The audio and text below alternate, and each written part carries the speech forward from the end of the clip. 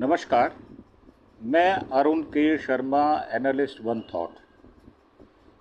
आज बात करेंगे जो ईरान को न्यूक्लियर टेक्नोलॉजी दरअसल मिली तो कहाँ से मिली। अब सोचने वाली बात ये है कि ईरान जो है वो पुरानी मान्यताओं पर आधारित 1979 को देश बन गया और इतनी एडवांसमेंट। ये बात ठीक है कि न्यूक्लियर उसके पास है, परंतु उसको प्योरीफाई करना और फिर उससे बम बना लेना या उसका फ़ायदा उठा लेना किसी भी तरीके से, ये सब संभव होता कैसे है। आखिर कोई तो साइंटिस्ट चाहिए, कुछ ना कुछ तो आपको करना ही पड़ेगा। ऐसा कैसे हो जाएगा कि आप घर बैठे बैठे उसको कर लेंगे। तो जो बात सामने आई है, अमेरिका ने खुद ईरान को न्यूक्लियर टेक्नोलॉजी दी थी। ईरानी लड़कियां ट्रेनिंग लेने के लिए जाती थी। खोमेनी ने कहा प्लांट में गेहूं भर दो, फिर कैसी दुश्मनी। अब ये 8 दिसंबर 1953, मेरे जन्म से पहले, मेरा जन्म दिसंबर में ही हुआ और 8 दिसंबर के आसपास ही हुआ, पर 1954 में हुआ। यूनाइटेड नेशंस की बैठक में तब के अमेरिकी राष्ट्रपति आइजनहावर ने एक मशहूर भाषण दिया था जिसका टाइटल था एटम फॉर पीस।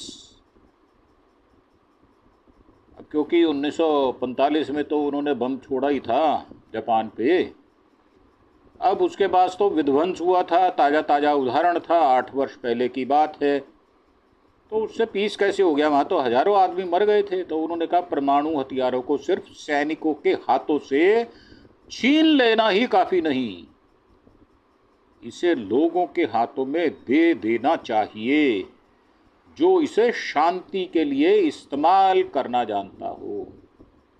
तो भाई साहब, ये फिलॉसफी जो थी, आइजनहावर ने इसके बाद कई देशों को न्यूक्लियर टेक्नोलॉजी देने में मदद की। इसमें ईरान भी शामिल था। भूल गए भाई साहब, प्रसाद बांट दिया और उसके बाद चुप्पी लगाई, कान पे हाथ धरा और सो गए। अब ईरान के इसी न्यूक्लियर प्रोग्राम को तबाह करने के लिए इजराइल ने 12 दिन तक भयंकर जंग लड़ी और मौजूदा ट्रंप को अमेरिका से B-2 बॉम्बर भेजकर हमला करना पड़ा। अमेरिका ने ईरान को न्यूक्लियर प्रोग्राम में मदद की क्यों? इसके बाद दोनों देशों के बीच दूरियां बढ़ कैसे गई और अमेरिका किसी भी कीमत पर ईरान का न्यूक्लियर प्रोग्राम तबाह करना क्यों चाहता है? तो ये जानने योग्य बातें हैं।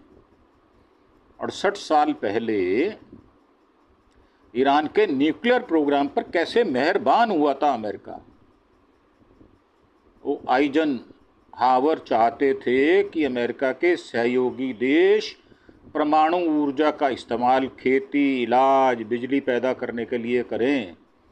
उन्होंने एटम फॉर पीस प्रोग्राम को अमेरिका की नई न्यूक्लियर पॉलिसी बना दिया था। हालांकि अमेरिका की इस पॉलिसी के पीछे असली वजह थी सोवियत रूस, जिसके साथ उनका शीत युद्ध था। आइजनहावर ने चाहते थे कि अमेरिका का कोई भी सहयोगी देश रूस से न्यूक्लियर टेक्नोलॉजी ना ले। कंपटीशन हो गया था भाई साहब, माल बट रहा था, ले लो मंडी सजी थी। आ जाओ भाई आ जाओ। रशिया वाला बोल रहा था हमारे पास आ जाओ, अमेरिका वाला बोल रहा था आओ भाई हमारे पास आओ, सेल लगी पड़ी है, अगर एक मांगोगे 2 देंगे, 50% डिस्काउंट है। अब उसमें 1953 को यूनाइटेड नेशन की बैठक में भाषण देते हुए तत्कालीन राष्ट्रपति ने कई देशों को क्लियर ट्रेनिंग और रिसर्च के लिए छोटे रिएक्टर वगैरह देना शुरू कर दिया था। इनमें ईरान भी शामिल है भाई साहब। 5 मार्च 1957 को अमेरिका ने ईरान के साथ न्यूक्लियर डील की। तब ईरान में मोहम्मद रज़ा पहलवी राजा हुआ करते थे। अमेरिका, ब्रिटेन, कई पश्चिमी देशों से उनके अच्छे रिश्ते थे। डील में कहा गया था अमेरिका ईरान जो भी मटेरियल या उपकरण देगा उसे एटम बम बनाने के लिए यूज़ नहीं किया जाएगा। कॉन्सेप्ट क्लियर था भाई साहब। तो जून 1959 में शाह ने तेहरान यूनिवर्सिटी के कैंपस में तेहरान न्यूक्लियर रिसर्च सेंटर यानी TNRC की शुरुआत कर दी। 1955 तक अमेरिकी company American machine and foundry यानी AMF ने TNRC को बनाकर तैयार कर दिया। नवंबर 1967 में अमेरिका ने ईरान को 5 मेगावाट का थर्मल रिएक्टर दिया। इसे तेहरान ने रिसर्च रिएक्टर कहा था। इंटरनेशनल क्राइसिस ग्रुप के ईरान प्रोजेक्ट के निदेशक अली वेस कहते हैं कि अमेरिका ने रिएक्टर के फ्यूल के तौर पर ईरान को 93% तक संवर्धित वेपन ग्रेड यूरेनियम भी दिया था, यानी इससे एटम बम बनाया जा सकता था। अमेरिकी ऑफिसर रॉबर्ट आई हॉर्न ने लंबे समय तक ईरान से उसका न्यूक्लियर प्रोग्राम सीमित करने को लेकर अमेरिका की तरफ से बातचीत की थी। रॉबर्ट कहते हैं कि हमने ही ईरान को स्टार्ट किक भी दी थी। उन दिनों में हम न्यूक्लियर टेक्नोलॉजी के दुनिया में फैलने को लेकर बहुत चिंतित नहीं थे, हम बेफिक्र थे, ऐसा मेरा कहना है। इसलिए हमने इसको ट्रांसफ़र में बहुत लापरवाही बरत दी। अब भाई साहब बरत दी तो उसका खमियाजा भी तो आपको ही भुगतना पड़ेगा, वो तो कोई दूसरा देश नहीं भुगतेगा। अब आपने लापरवाही की तो लापरवाह आदमी को दंड तो मिलता है, ये तो बात बिल्कुल साफ है, इसमें कोई दो राय वाली बात ही नहीं है। अब 1 जुलाई 1968 को ईरान ने परमाणु अप्रसार संधि यानी NPT पर भी साइन कर दिए थे। कोई नई बात नहीं है। 32 और 25 57 साल पहले इसमें भी वही बात मानी थी। ईरान परमाणु रिएक्टर का इस्तेमाल बम बनाने के लिए नहीं करेगा। और यहाँ पर एक फ़ोटो भी है। 1959 में तेहरान में शाह रज़ा पहलवी और आइजन हवार ने, ये फ़ोटो शेयर है उनकी। तो अमेरिका में न्यूक्लियर ट्रेनिंग लेने के लिए जाते थे ईरानी स्टूडेंट्स। ईरान के न्यूक्लियर प्रोग्राम के जनक कहे जाने वाले डॉक्टर अकबर एतेमाद ने 68 में TNRC की औपचारिक शुरुआत कर दी थी। इसमें ब्रिटेन, तुर्की, अमेरिका, पाकिस्तान के साइंटिस्ट काम करने लगे थे। 1970 के दशक में ईरानी स्टूडेंट्स को न्यूक्लियर इंजीनियरिंग की पढ़ाई के लिए अमेरिका की मैसाचुसेट्स इंस्टीट्यूट ऑफ टेक्नोलॉजी यानी MIT भेजा गया। शाह ने इसका खर्च उठाया। MIT में बतौर न्यूक्लियर साइंटिस्ट ट्रेनिंग लेने के लिए स्टूडेंट्स में से कई महिलाएं भी थीं। अली वेस के मुताबिक ज़्यादातर जो लोग MIT से पढ़कर ईरान लौटते थे वे न्यूक्लियर प्रोग्राम चलाने लगा और इसके बाद ईरान का न्यूक्लियर प्रोग्राम तेज़ी से आगे बढ़ने लगा। एक ये फ़ोटो भी है जिसमें उर्दू का वो दिया हुआ है, हम आपको दिखा नहीं सकते क्योंकि इस पर संधि नहीं है।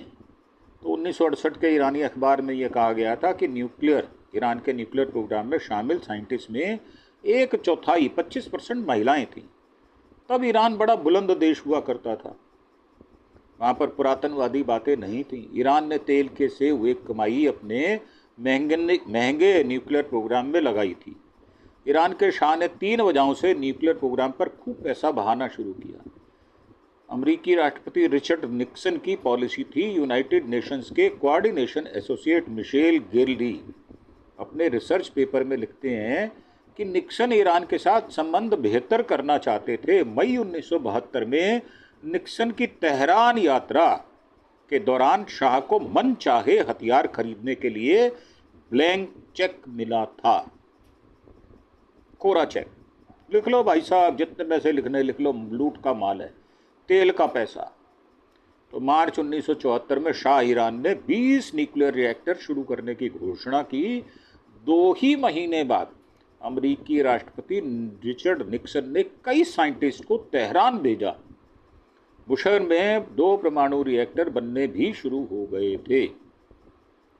और 72 में तेहरान से वापसी के समय शाह से एक हाथ मिलाते हुए ये निक्सन की एक फ़ोटो शेयर की गई है। अब तेल कीमतें बढ़ने से ईरान को मुनाफा हुआ। 1973 में अरब इजराइल युद्ध शुरू हुआ। तेल पैदा करने वाले देशों ने तेल के एक्सपोर्ट पर बैन लगाया। इससे तेल की कीमतें बढ़ी। ईरान को ज़बरदस्त मुनाफा हुआ। रोज़ाना ईरान 60 लाख बैरल तेल का उत्पादन कर रहा था, जिससे उसे $5 बिलियन की कमाई हुई। ईरान ने न्यूक्लियर प्रोग्राम पर खूब पैसा खर्च किया और फिर किया भी जाने लगा। अब भारत का परमाणु परीक्षण 18 मई 1974 को भारत ने पहला शांतिपूर्ण परमाणु परीक्षण किया था। अमेरिका और ईरान, पाकिस्तान जैसे देश सत्ते में आ गए थे। शाह भी इलाके में पावर बैलेंस बनाने की सोचने लगे थे। उन्होंने ईरान के न्यूक्लियर प्रोग्राम को हथियार बनाने की तरफ शिफ्ट करना शुरू कर दिया। शाह ने कहा 30 तुच्छ देश एटम बम बनाएंगे तो ईरान भी बनाएगा। अब भाई साहब, किसको पता नहीं तुच्छ देश किसको कह रहे हैं, मेरी समझ में नहीं आया अभी तक कि तुच्छ देश कौन सा होता है।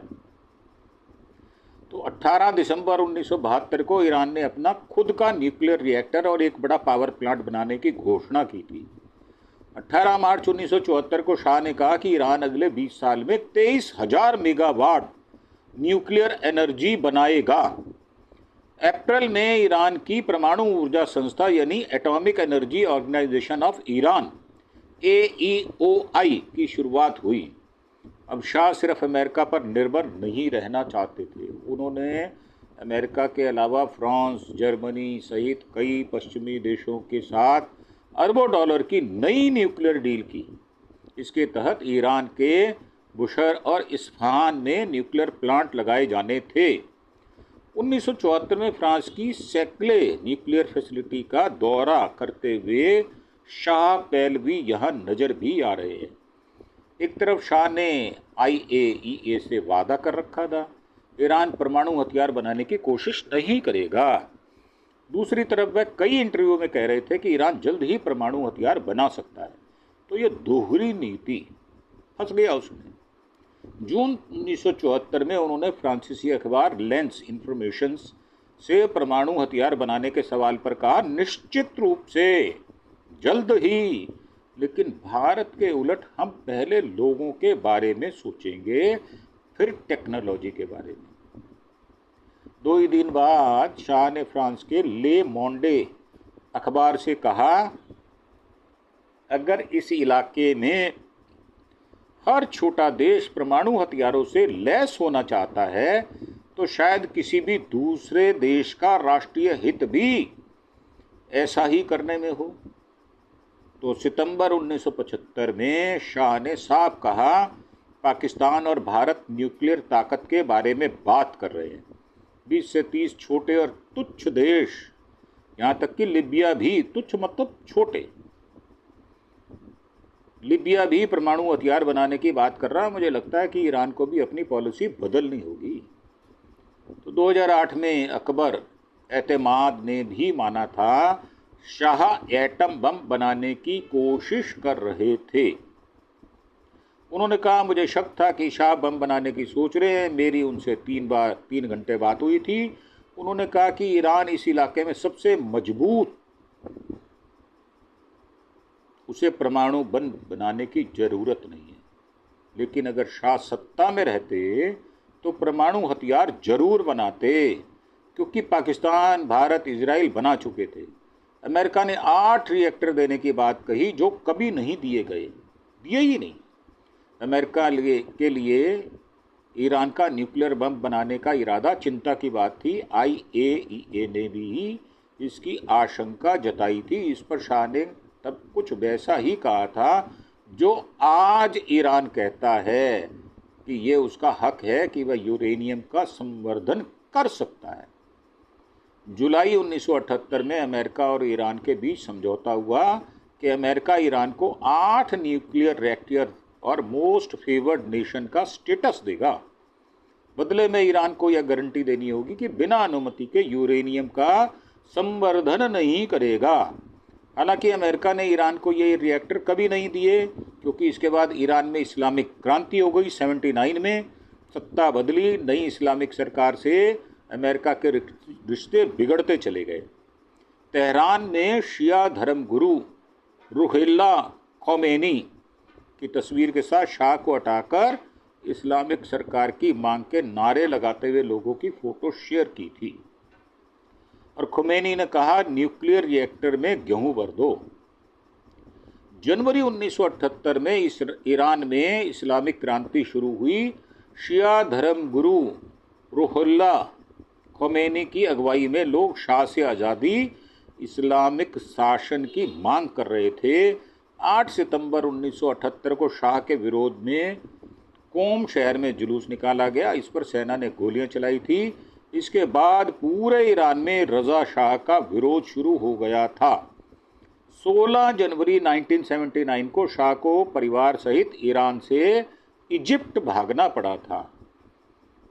अब ये उसकी तस्वीर भी एक शेयर की गई है, जिसमें 16 जनवरी 79 को शाह और रानी फराह की ईरान छोड़ने से पहले एयरपोर्ट पर तस्वीर है।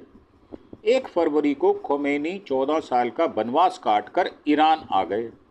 अब खोमेनी अमेरिका, इजराइल, पश्चिमी देशों के खिलाफ थे। वेज कहते हैं कि शाह के समय में जिस तेहरान यूनिवर्सिटी में अमेरिका ने न्यूक्लियर का प्लांट शुरू किया था, अब वहाँ शुक्रवार की नमाज के बाद डेथ टू अमेरिका के नारे लगते थे। खोमेनी ने ईरान के न्यूक्लियर प्रोग्राम को पश्चिमी देशों का प्रभाव मानकर सिरे से नकार दिया था। शाह के लिए ईरान का परमाणु कार्यक्रम ईरान को मॉडर्न बनाने वाला था। वहीं नई सरकार इस तरक्की को वेस्ट टॉक्सिकेशन यानी पश्चिमी देशों का जहर और भ्रष्टाचार की महंगी परियोजना मानती थी। वेज के मुताबिक खोमेनी ने कहा था कि बुशर में अधूरे बने न्यूक्लियर प्लांट का इस्तेमाल गेहूं भरने के लिए गोदाम के तौर पर किया जाना चाहिए। अब ये उन्होंने गेहूं बनाया नहीं बनाया। वैसे पटना में एक हमारे यहाँ एक बहुत बड़ा गेहूं का भंडार का एक ईंटों का बना हुआ है, वो मैंने अपनी आंखों से देखा है। बहुत बड़ा है वो, कई टन उसमें गेहूं आ जाता है। और 7 अप्रैल 1980 को अमेरिका के रासायनिक संबंध ईरान से पूरी तरह खत्म हो गए थे, राजनयिक संबंध। तो दरअसल इसकी वजह यह थी कि शाह को कैंसर के इलाज के लिए तब के अमेरिकी प्रेसिडेंट जिमी कार्टर ने अमेरिका आने की अनुमति दे दी थी। अक्टूबर 79 में शाह अमेरिका पहुंचे। इससे नाराज ईरानी स्टूडेंट्स ने तेहरान में अमेरिकी दूतावास पर हमला कर दिया। 52 अमेरिकियों को बंधक बना लिया था। शाह की तो जुलाई 1980 में मौत हो गई, लेकिन अमेरिकी बंधकों को पूरे 444 दिन 444 बाद 20 जनवरी 1981 को रिहा किया गया। अब उसकी फ़ोटो भी यहाँ पर शेयर की गई है। नवंबर 79 में ईरानी छात्र आंखों पर पट्टी बांधकर एक अमेरिकी को ले जाते हुए। अमेरिका ने ईरान को यूरेनियम भी देना बंद कर दिया। 1980 में ईरान का परमाणु कार्यक्रम भी लगभग पूरी तरह ठप हो गया था। इराक से जंग और बिजली की कमी से तेहरान को दोबारा उकसाया। अब ये 1980 से 88 तक ईरान और इराक में जंग चली। अमेरिका ने एक तरफ सद्दाम को मदद की। जब उसने ईरान पर रासायनिक हथियारों से हमले किए तो अमेरिका ने आंखें मूंद ली और दूसरी तरफ ईरान को आतंकियों का समर्थन करने वाला देश बताकर उसके हथियार खरीदने पर बैन लगा दिया। अब देखो कैसे कैसे क्रॉस। इतना ही नहीं, अंदर ही अंदर अमेरिका को डर था कि ईरान रूस से हथियार ले सकता है, इसलिए उसने 1981 से लेकर 1986 तक ईरान को चोरी छिपे हथियार भी बेचे। नवंबर 1986 में एक लेबनानी अखबार ने इसका खुलासा किया। 8 साल की जंग में करीब 5 लाख और 1 लाख आम लोग, 5 लाख सैनिक और 1 लाख सिविलियन। इराक के तानाशाह सद्दाम हुसैन ने कई बार बुशैर और दूसरे न्यूक्लियर प्लांट पर बमबारी भी की। इससे ईरान में बिजली की भारी कमी हो गई थी। वे इसके मुताबिक उस वक्त ईरान में ही थे। खोमेनी ने ईरान के न्यूक्लियर प्लांट्स को दोबारा शुरू करने का सोचा। हालांकि ये साफ नहीं है कि बिजली की ज़रूरत के चलते ऐसा किया गया या फिर परमाणु हथियार बनाने के लिए ऐसा किया गया। अब मई 1988 में ईरानी मौलवी और ईरानी सैनिक ये केमिकल वेपन के असर से बचने के लिए मास्क लगाए हुए नजर आ रहे हैं, और मास्क भी स्पेशल वाला है। तो पाकिस्तान ने ईरान को चोरी छिपे बेची बम की टेक्नोलॉजी। तो 89 में खुमैनी की मृत्यु के बाद ईरान ने दोबारा परमाणु कार्यक्रम को तेज करने की कोशिश की। ईरान ने कहना शुरू किया कि उसे न्यूक्लियर प्रोग्राम आगे बढ़ाने का हक है। 80 के दशक में ईरान ने पाकिस्तान की तरफ रुख किया। 28 मई 1998 को पाकिस्तान ने भारत के जवाब में न्यूक्लियर बम के 5 सफल टेस्ट किए, और पाकिस्तानी न्यूक्लियर साइंटिस्ट अब्दुल कादिर खान ने डच लेबोरेटरी से परमाणु बम की तकनीक चुराई थी। गैर कानूनी तरीके से खान ने ईरान को भी बम बनाने लायक यूरेनियम संवर्धित करने वाली सेंट्रीफ्यूज मशीनें और उसकी टेक्नोलॉजी बेची थी। क्लिंटन और ओबामा के दौर में अमेरिका ने टॉप न्यूक्लियर ऑफिसर रहे गैरी समोरे के मुताबिक ईरान को सेंट्रीफ्यूज मिलना ही पूरी दुनिया के लिए संकट खड़े होने की वजह थी। ईरान ने पाकिस्तानी से तकनीक लेकर उस प्लांट में इस्तेमाल किया जिसे सालों पहले अमेरिका ने ही तेहरान में बनाया था। अब्दुल कादिर ने बाद में कबूला था कि वह न्यूक्लियर टेक्नोलॉजी ईरान और नॉर्थ कोरिया को बेचने में शामिल थे। ईरान के विद्रोही गुट ने नातांज लेबोरेटरी का खुलासा कर दिया। 2001 में 9/11 के हमलों के बाद तब के अमेरिकी प्रेसिडेंट जॉर्ज बुश ने कहा था, ईरानी लोगों के लिए मेरा मैसेज है कि अगर आपकी सरकार परमाणु हथियार बनाने की कोशिश करेगी तो आप लोगों के लिए सारे मौके खत्म हो जाएंगे। इसके बाद 2002 में ईरान के एक विद्रोही गुट पीपल्स मुजाहिदीन से जुड़े अली रेजा जाफरजादे ने दुनिया के सामने खुलासा कर दिया कि ईरान के नातांज और अराक इलाके में 2 सीक्रेट न्यूक्लियर लेबोरेटरीज में बम बनाने की कोशिश की जा रही है। इधर इजराइल भी ईरान के न्यूक्लियर प्रोग्राम को अपने लिए खतरे की तरह देख रहा था। 2005 में अमेरिका और इजराइल के हैकर्स ने नातांज लेबोरेटरी पर स्टक्सनेट नाम के इंटरनेट वायरस से अटैक किया। इससे ईरान का परमाणु कार्यक्रम धीमा पड़ गया। इस दौरान ईरान ने फ्रांस जैसे यूरोपीय देशों से न्यूक्लियर डील करने की कोशिश की, लेकिन अमेरिका के दबाव में कोई डील नहीं हो पाई। 2006 में ईरान ने गुप्त रूप से फोर्डो लेबोरेटरीज बनानी शुरू की, लेकिन 2009 में अमेरिका और ब्रिटेन की खुफिया एजेंसियों को इसका पता चल गया। पहाड़ों के नीचे बनी फोर्डो लेबोरेटरीज की हाल ही में ली गई जो इमेज है वो गड्ढे वाली दिखाई दे रही है। तो नातांज और फोर्डो पर समझौता नहीं हुआ तो बम गिरा दिए। अब 2012 से लेकर 2015 तक ईरान पर कई तरह के प्रतिबंध लगे। इसके चलते उसे तेल की बिक्री में $160 बिलियन का नुकसान हुआ। 2013 में अमेरिका ने प्रतिबंध हटाने के बदले ईरान पर न्यूक्लियर डील करने का दबाव बनाया।